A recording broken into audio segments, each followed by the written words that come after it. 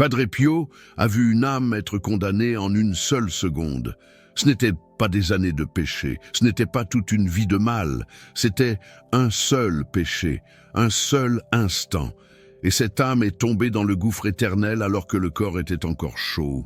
Cela s'est passé à San Giovanni Rotondo, dans le confessionnal, quand un homme a dit quelque chose qui a fait reculer Padre Pio avec horreur. La plupart des catholiques commettent ce péché tous les jours. Et la plupart mourront sans savoir qu'ils portent cette sentence au-dessus de leur tête. C'est la vérité que je vais révéler maintenant. Une vérité que le Vatican a documentée, que des témoins ont constatée et que Padre Pio a répété jusqu'à ses derniers jours. Mais il y a quelque chose d'encore plus perturbant. Ce péché ne ressemble pas à un péché. Il se déguise en vertu, il se cache derrière de bonnes intentions. Et c'est précisément pour cela qu'il détruit tant d'âmes. Dans les prochaines minutes, vous allez découvrir quel est ce péché.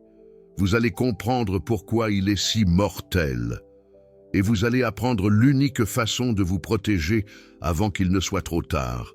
Vous le sentez, n'est-ce pas? Cette inquiétude qui ne passe pas, cette sensation que quelque chose ne va pas dans votre vie spirituelle. Mais vous n'arrivez pas à identifier quoi? Vous priez, vous allez à la messe, vous essayez d'être une bonne personne. Mais au fond, dans le silence de la nuit, il existe un poids qui ne s'en va pas. Padre Pio connaissait ce poids. Il le voyait dans les âmes des pénitents qui entraient dans son confessionnal. Il voyait les ténèbres qu'il ne savait même pas qu'il portait. Il voyait le péché se répandre comme une tache d'huile sur une eau limpide, invisible aux yeux humains. Mais terriblement clair aux yeux de Dieu.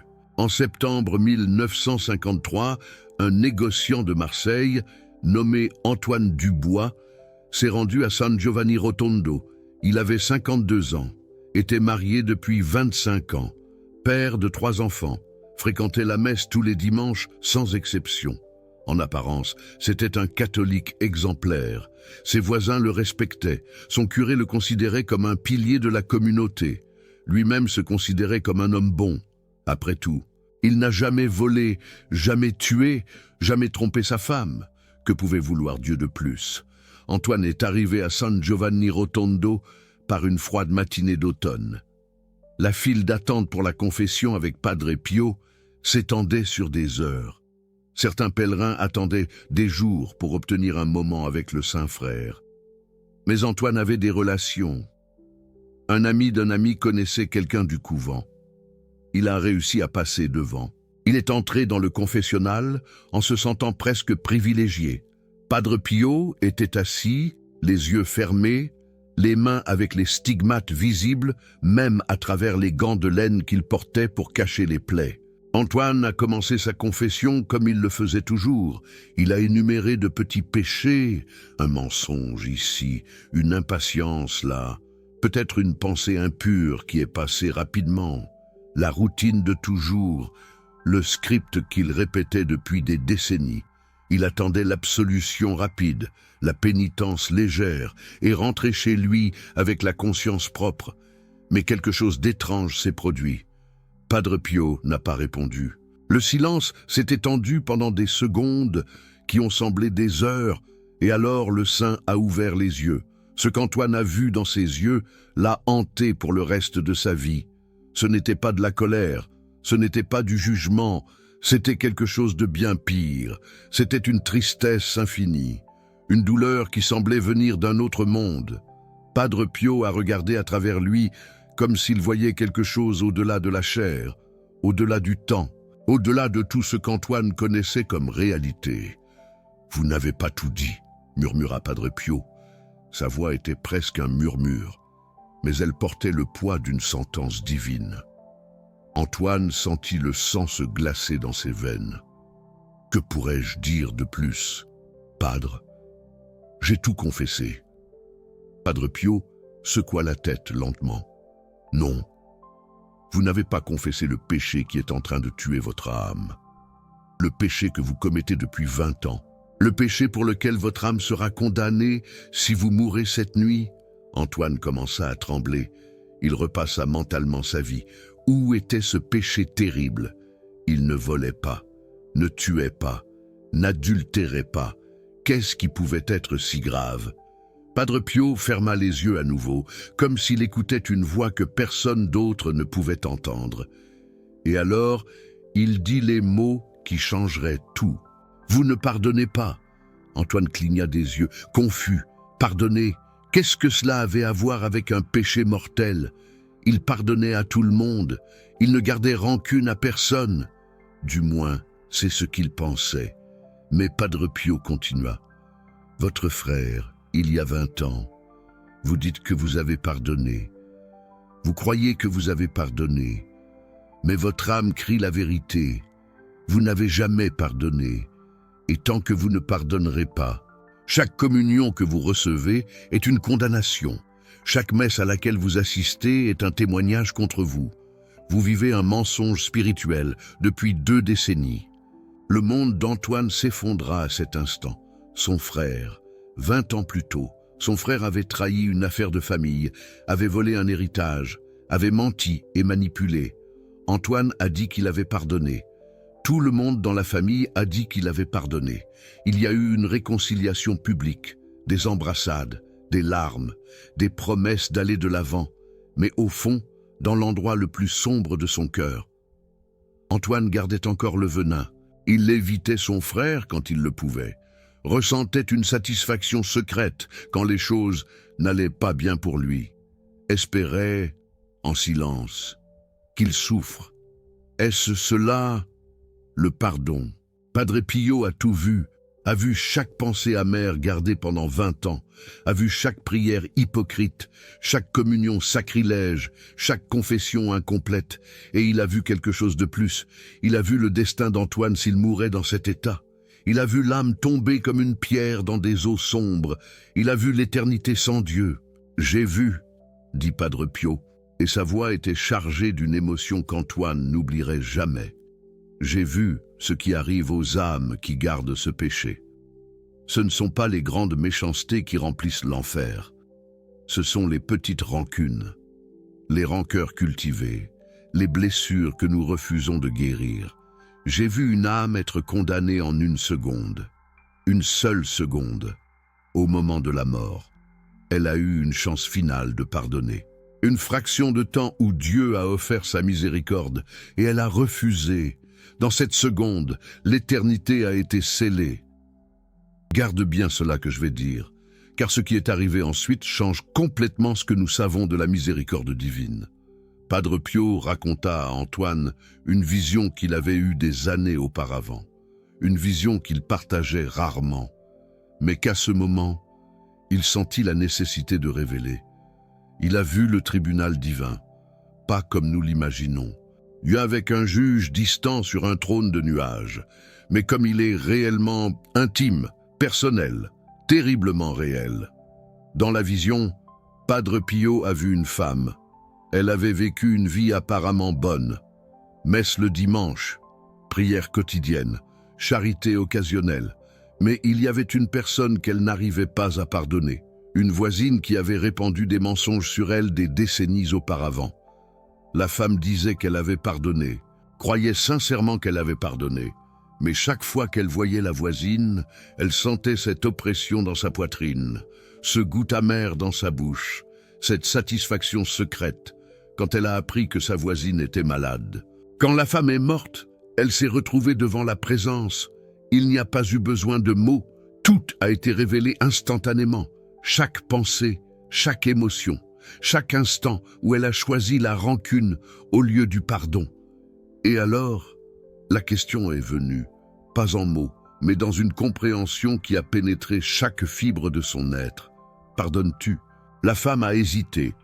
Une seconde, une seule seconde, mais dans cette seconde, elle a revécu chaque offense, chaque mensonge, chaque humiliation.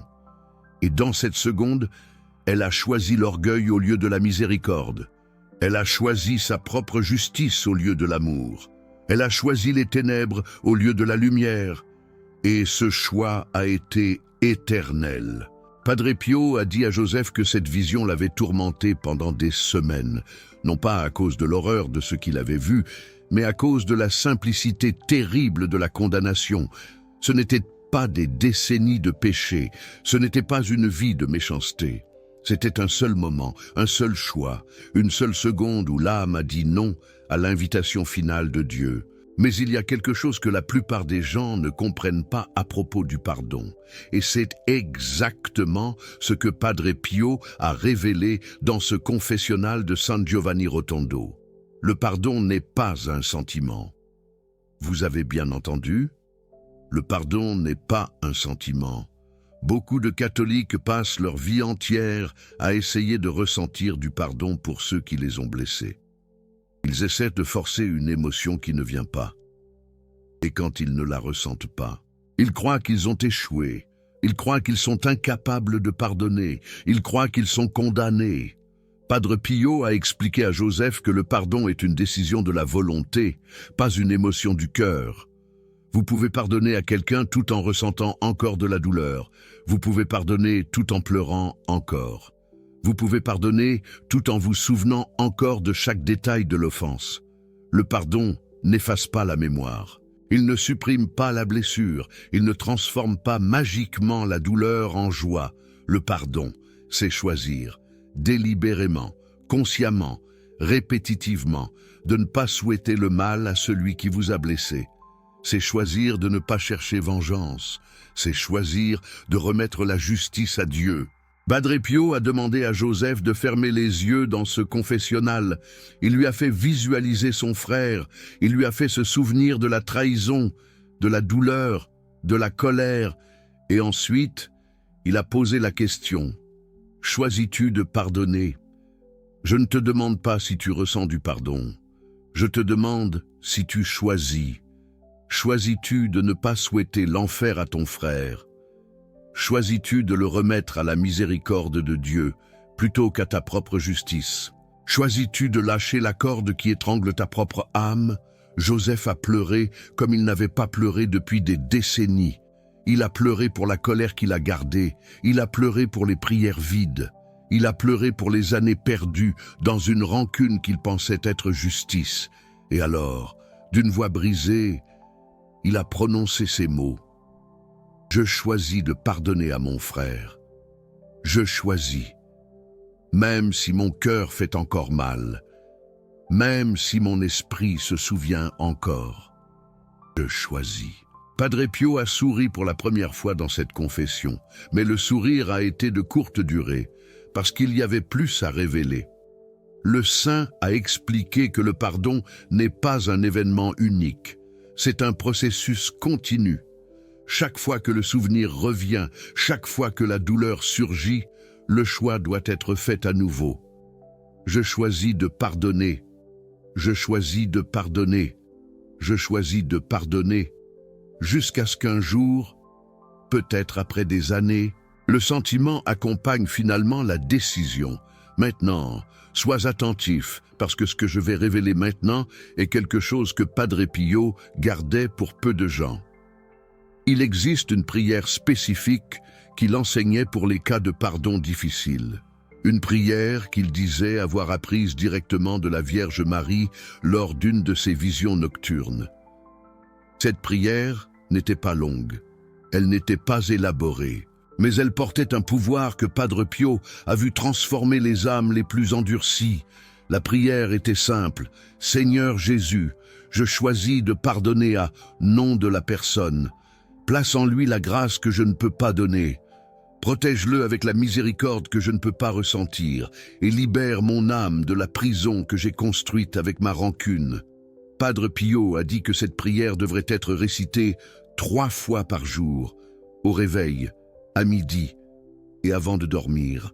Et elle devrait être récitée même quand la personne n'en ressent pas l'envie, surtout quand elle n'en ressent pas l'envie. Joseph a demandé combien de temps cela prendrait. Combien de temps avant de sentir qu'il avait vraiment pardonné. Padre Pio l'a regardé avec ses yeux qui voyaient au-delà du visible.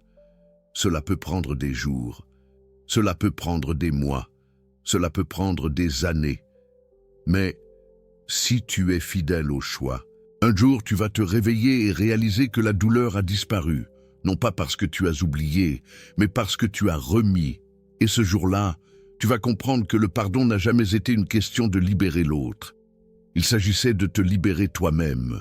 L'histoire de Joseph Falcone s'est répandue parmi les pèlerins de San Giovanni Rotondo, non pas parce qu'il l'a raconté. Padre Pio ne révélait jamais les confessions, mais parce que Joseph a changé de manière si visible que les gens demandaient « Il est retourné à Naples et a cherché son frère », non pas pour le confronter, non pas pour exiger des explications, mais pour dire 3 mots « Je te pardonne », le frère est resté silencieux.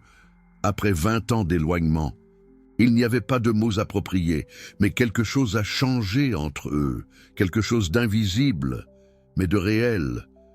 Joseph a vécu encore 15 ans après cette confession, et dans chacune de ces années, il a récité la prière que Padre Pio lui avait enseignée 3 fois par jour, tous les jours. Il a dit à ses enfants que cette prière avait sauvé son âme, que sans elle, il serait mort en péché mortel sans le savoir, qu'il aurait rencontré l'éternité en portant un poids dont il ne savait même pas qu'il existait. Mais l'histoire ne se termine pas ici. Padre Pio a révélé à Joseph quelque chose de plus, quelque chose qui relie le pardon à un phénomène spirituel que peu de gens comprennent. Il a dit que les personnes qui gardent rancune créent une ouverture dans leur protection spirituelle, une porte que les entités des ténèbres peuvent utiliser pour influencer, tourmenter et éventuellement détruire. Ce n'est pas une métaphore, ce n'est pas un langage figuré, c'est une réalité spirituelle que Padre Pio a témoigné d'innombrables fois. Dans ses batailles nocturnes avec les démons, des phénomènes documentés par des témoins qui entendaient des cris et trouvaient Padre Pio blessé le matin. Il a appris les points d'entrée favoris de l'ennemi. Et la rancune était en tête de liste. Les démons n'ont pas besoin de grand-chose. Ils ont seulement besoin d'une brèche, un ressentiment cultivé, une blessure alimentée, une blessure léchée, au lieu d'être guérie. Avec cela, ils construisent des forteresses.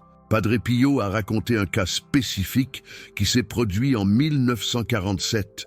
Une femme de Foggia est venue le voir en désespoir de cause. Elle n'arrivait pas à dormir. Elle entendait des voix, elle voyait des ombres.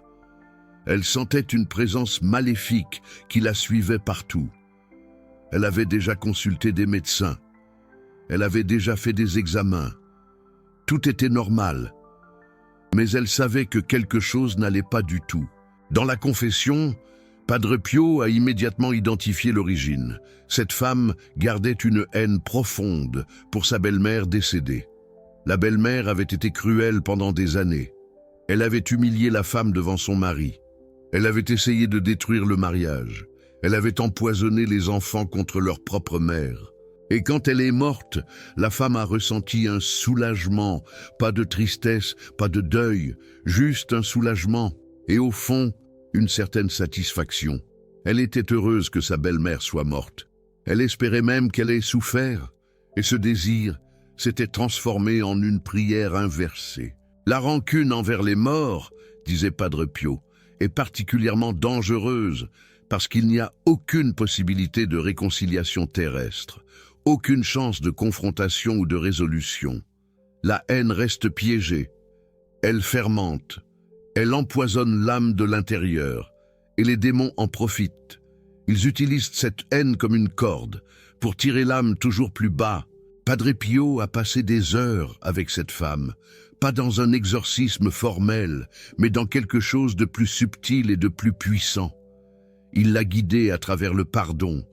Il l'a forcée à verbaliser ce que sa belle-mère avait fait.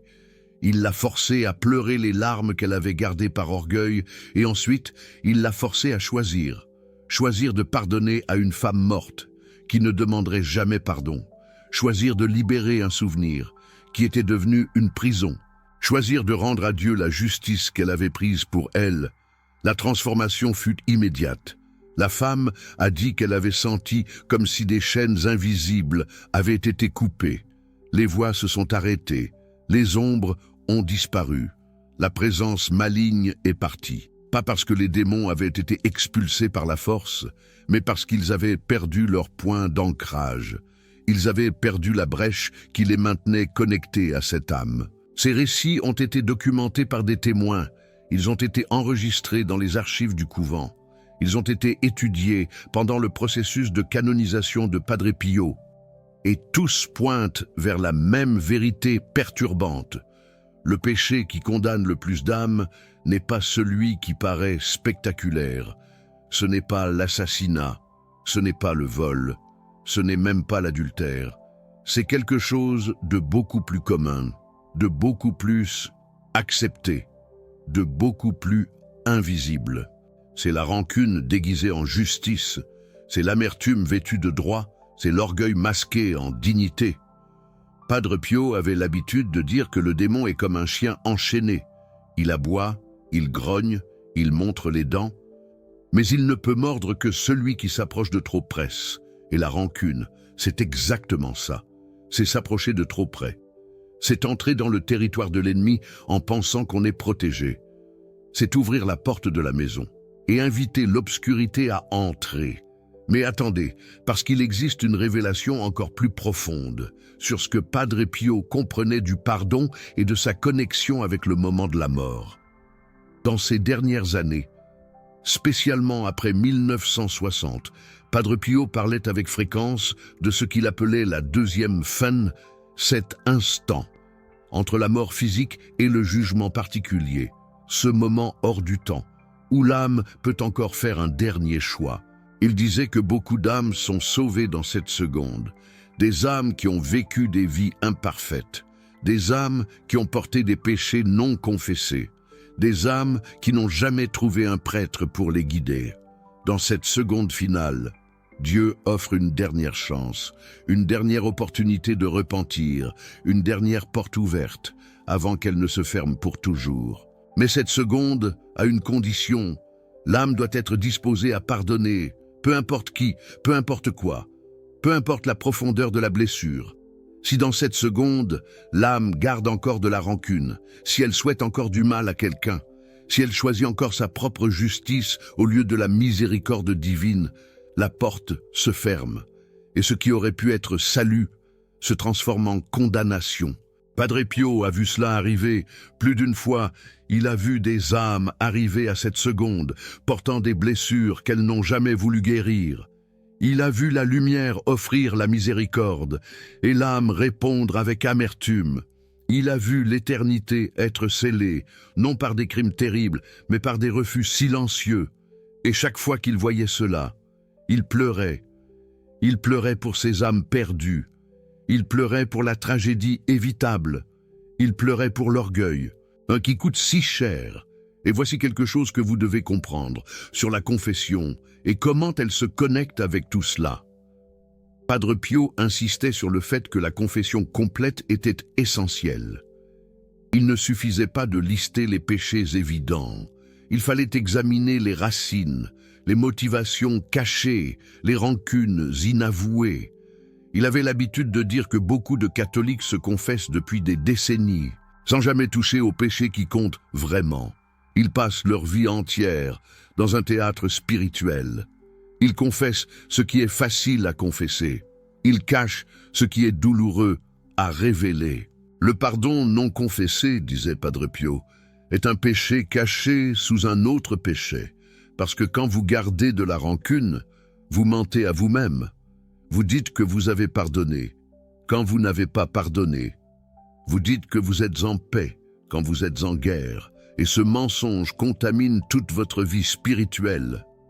Vos prières restent vides, parce que ce sont des prières d'un cœur divisé. Vos communions restent stériles, parce que ce sont des communions d'une âme en contradiction. Votre relation avec Dieu est bloquée, parce que vous lui cachez exactement ce qu'il veut le plus guérir. Il y avait un test que Padre Pio suggérait, pour vérifier si le pardon était réel. Il disait aux gens d'imaginer que la personne qui les avait blessés était devant Dieu, en train d'être jugée. Et ensuite, il demandait « Que ressentiriez-vous » Si la réponse était satisfaction, s'il y avait un désir de voir cette personne punie, Le pardon n'était pas complet s'il y avait un plaisir secret dans l'idée que cette personne puisse souffrir. L'amertume était encore vivante. Le pardon véritable, selon Padre Pio, c'est souhaiter à l'autre la même miséricorde que vous voulez pour vous-même. Cela semble impossible. Padre Pio admettait que ça l'était. Humainement impossible.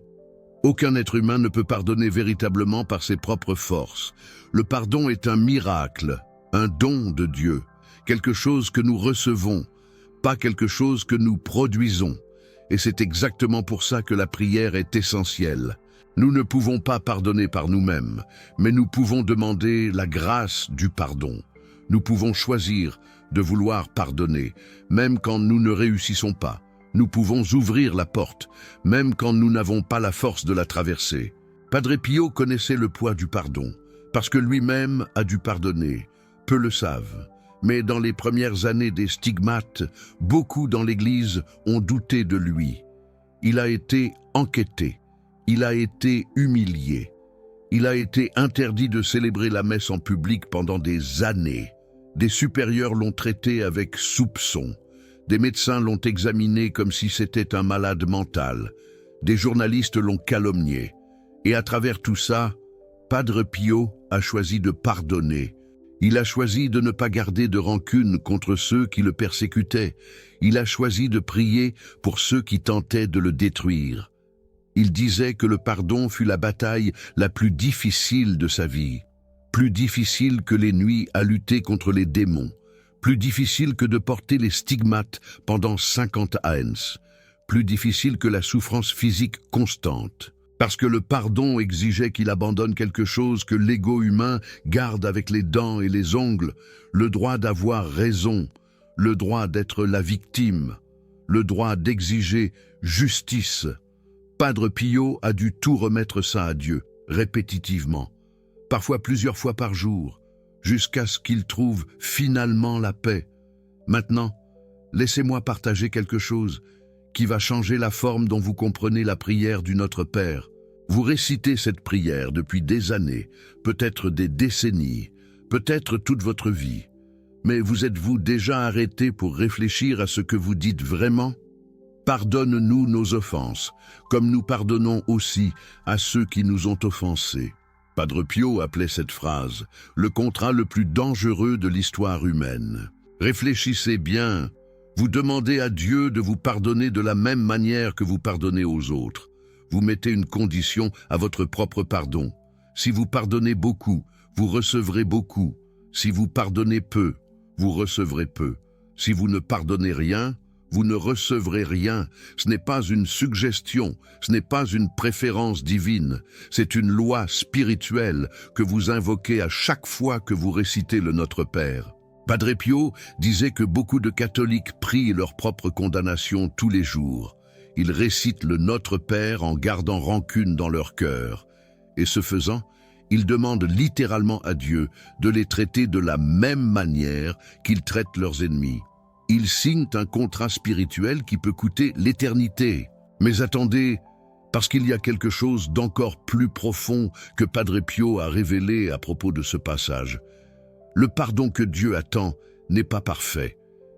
Il n'a pas besoin d'être complet. Il n'a pas besoin d'être ressenti. Il a juste besoin d'être choisi. Quand vous récitez le Notre Père, vous dites à Dieu « Je choisis de pardonner ». Je peux ne pas ressentir le pardon. Je peux ne pas réussir à oublier. Je peux encore avoir des blessures ouvertes. Mais je choisis. Et ce choix est suffisant pour que Dieu agisse. Padre Pio comparait le pardon humain à une graine plantée dans une terre dure. Quand vous choisissez de pardonner, vous plantez la graine. Vous ne verrez peut-être pas de résultats immédiats. La terre peut sembler sèche, le cœur peut sembler inchangé, mais la graine est là. Et avec le temps, avec la prière, avec la persévérance, elle grandit. Et un jour, sans que vous ne compreniez comment, la plante fleurit et ce qui semblait impossible devient réel. Il existe un exercice pratique que Padre Pio enseignait à ceux qui luttaient avec un pardon difficile.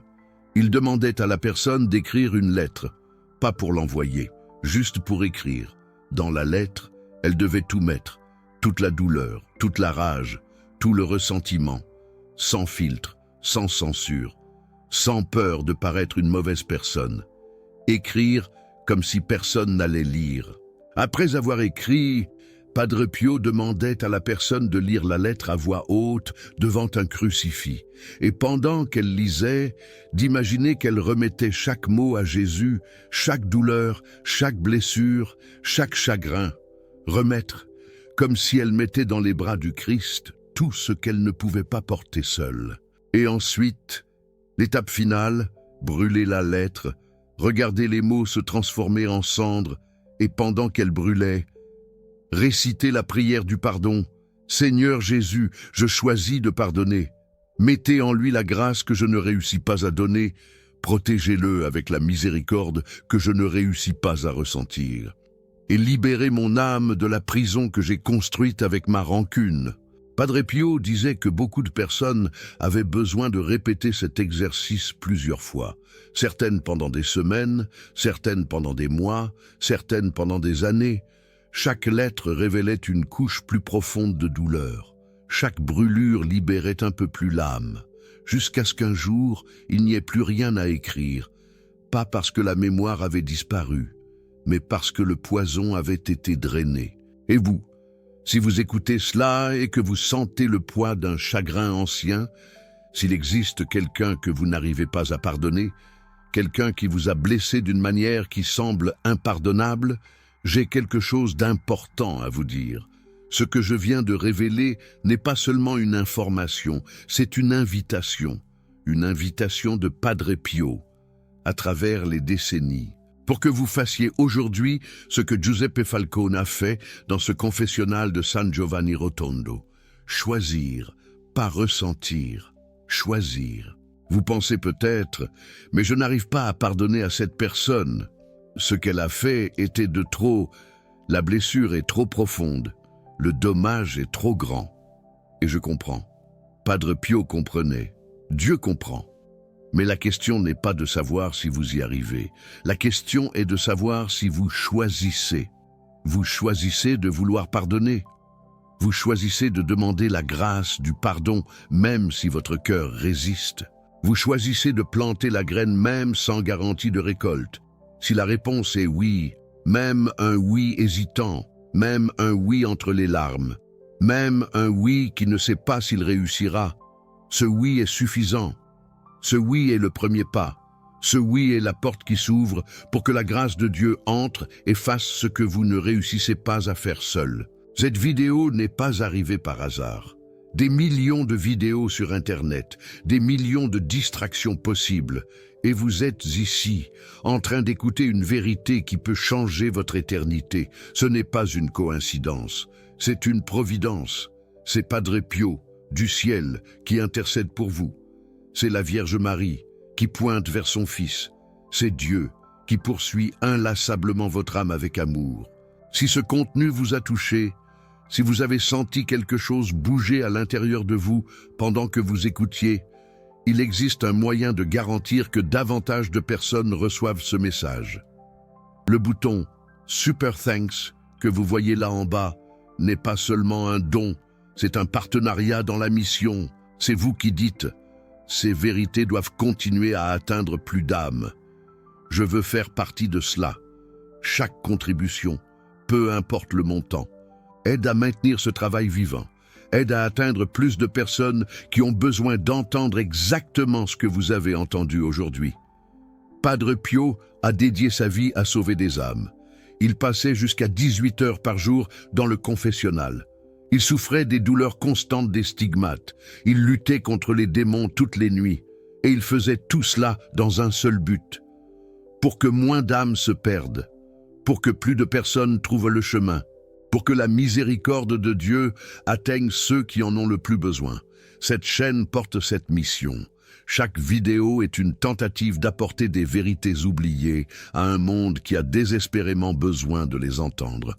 Et quand vous soutenez avec Super Thanks, vous faites partie de cette mission. Ce n'est pas à propos de moi. C'est à propos de continuer le travail de Padre Pio. C'est à propos de garantir que ces messages continuent d'atteindre ceux qui en ont besoin. Mais parlons de ce que vous pouvez faire maintenant, à cet instant précis, pour commencer votre cheminement de pardon. Padre Pio donnait des instructions spécifiques pour la première étape. Et ces instructions sont aussi valables aujourd'hui qu'elles l'étaient il y a 70 ans. Premièrement, identifiez. Qui est la personne que vous n'arrivez pas à pardonner? Cela peut être évident, un ex-conjoint, un père absent, un ami qui a trahi, ou cela peut être moins évident. Vous-même, pour des erreurs passées, Dieu, pour avoir permis la souffrance, la vie, pour être injuste. Identifiez clairement qui ou quoi vous avez besoin de pardonner. Deuxièmement, reconnaissez, admettez pour vous-même que la rancune existe. Ne minimisez pas, ne vous cachez pas derrière des justifications. Ne dites pas que vous avez déjà surmonté quand vous n'avez pas surmonté. Soyez honnête au sujet de la douleur que vous portez. Padre Pio disait que Dieu ne peut pas guérir ce que vous n'admettez pas être blessé. Troisièmement, choisissez, prenez la décision consciente de pardonner. Dites-le à voix haute si vous en avez besoin. Je choisis de pardonner à cette personne, pas parce qu'elle le mérite, pas parce que la douleur a disparu, mais parce que je choisis de me libérer. Je choisis de ne pas porter ce poids. J'accepte de me soumettre à la volonté de Dieu, même lorsque mon cœur se rebelle. Quatrièmement, priez, utilisez la prière que Padre Pio a enseignée, 3 fois par jour, au réveil, à midi, avant de vous endormir. Seigneur Jésus, je choisis de pardonner. Répandez sur cette personne la grâce que je suis incapable d'accorder. Protégez-la avec la miséricorde que je ne parviens pas à ressentir et libérez mon âme de la prison que j'ai érigée avec ma rancœur. Cinquièmement, persévérez. N'attendez pas de résultats immédiats. Le pardon est un cheminement, un processus et non un événement. Il y aura des jours où vous vous sentirez libéré. Il y aura des jours où la douleur reviendra avec une force décuplée. Quoi qu'il arrive, maintenez votre décision, renouvelez votre engagement, continuez à prier. La semence a besoin de temps pour germer. Padre Pio promettait que quiconque suivrait ces étapes avec foi connaîtrait une transformation pas immédiate, pas magique, mais réelle, profonde, durable. Il en était témoin à maintes reprises dans son confessionnal. Des personnes qui arrivaient accablées par des décennies de rancune en ressortaient libérées, pas parce qu'elles avaient oublié, mais parce qu'elles avaient tout abandonné. Pas parce que la blessure avait disparu, mais parce qu'elles avaient choisi de ne pas laisser la blessure définir leur existence. Une dernière chose avant de conclure, vous souvenez-vous de l'histoire que Padre Pio racontait à propos de la femme qui avait été condamnée en un instant? La femme qui n'avait pas pardonné à sa voisine? Cette histoire a un parallèle que peu connaissent. Padre Pio a également vu l'inverse se produire. Il a vu une âme être sauvée en un instant. Une âme qui avait mené une vie imparfaite, qui avait porté des péchés et des faiblesses, qui était peut-être même morte en état de péché mortel. Mais dans cette dernière seconde, lorsque la lumière lui a offert une ultime chance, cette âme a dit oui, oui, je pardonne, oui, je me repens, oui, j'accepte la miséricorde, et l'éternité a basculé. Êtes-vous prêt pour cette seconde? Si elle advenait maintenant, à cet instant précis, votre réponse serait-elle oui? Y a-t-il quelqu'un que vous devez pardonner avant que cette seconde n'arrive? Écrivez-le ici en commentaire. Écrivez « Je pardonne » si vous faites ce choix maintenant. Écrivez le nom de la personne si vous en avez le courage. Ou écrivez simplement le mot « Je choisis » si vous décidez de commencer ce cheminement aujourd'hui. Padre Pio disait que lorsque nous écrivons notre intention, elle gagne en puissance. Lorsque nous déclarons notre choix, il devient réel. Lorsque nous l'exprimons en mots, Dieu en est témoin. Vous n'avez pas besoin de donner de détails. Vous n'avez pas besoin d'expliquer la situation. Déclarez simplement et laissez votre déclaration être le premier pas vers une transformation qui pourrait sauver votre âme. Padre Pio intercède pour vous en ce moment. Il voit votre cœur, il voit vos blessures, il voit les rancœurs que vous portez depuis des années. Et il prie pour que vous trouviez le courage de choisir, le courage de lâcher prise, le courage de pardonner. Le choix vous appartient et il commence maintenant.